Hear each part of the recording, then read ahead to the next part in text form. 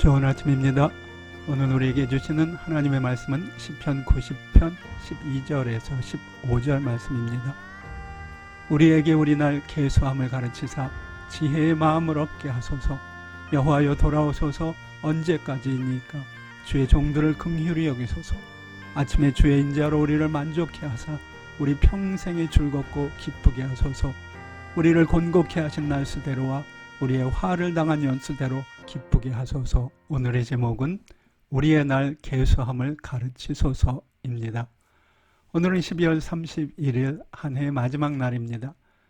여러분 혹시 그런데 우리가 왜 이런 달력을 만들어서 어떤 날을 한 해의 시작이라고 하고 또 오늘 같은 날을 한 해의 마지막이라고 하는지 의문을 가져보신 적 없으신지요? 저는 그런 적이 있었습니다. 조금 달력에 대한 연구를 해보니 어떤 과정을 통해 인류가 현재 달력을 사용하게 되었는가 하는 것을 알 수 있었습니다. 달력은 인간의 지혜와 노력을 통해 이룩한 가장 위대한 작품 중에 하나입니다.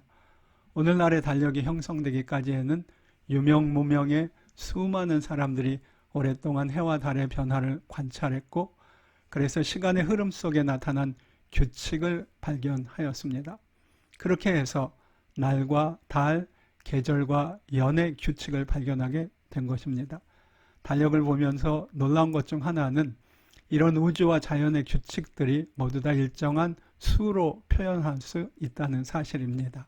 놀라운 일입니다.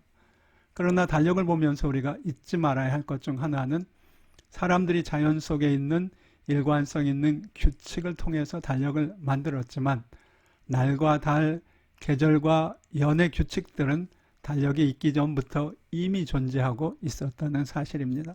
사람들은 그저 그것을 발견하고 기록했을 뿐입니다. 다시 말하면 달력의 오리지널은 하나님이 만드셨다는 것입니다. 창세기 1장 14절은 그 점을 분명히 보여줍니다. 하나님이 이르시되 하늘의 궁창에 광명체들이 있어 낮과 밤을 나누게 하고 그것들로 징조와 계절과 날과 해를 이루게 하라 말씀하십니다. 이 말씀을 보면 낮과 밤, 징조와 계절, 달과 해는 다 하나님이 정하신 것입니다. 그런 의미에서 한 해 첫날도 또 마지막 날도 다 하나님이 정하신 것입니다. 그리고 그 하나님의 창조의 균형과 흐름은 모두 숫자로 표현되어 있었습니다. 놀라운 일입니다. 하나님은 이렇게 우주의 시간과 흐름만을 주장하시는 것이 아니라 모든 인생의 시작과 끝 그리고 그 삶의 흐름도 주관하십니다. 모세는 광야를 지나는 동안 하나님께서 그렇게 수많은 인생의 날들을 주관하시는 모습을 보았습니다. 그러기에 하나님 앞에 그는 하나님의 날들을 알 수 있는 지혜를 달라고 간구하고 있습니다. 나의 수명이 얼마나 될지 알려달라는 기도가 아닙니다. 하나님을 떠난 우리의 인생이 얼마나 허무한 것인지 알게 해달라는 기도이고요.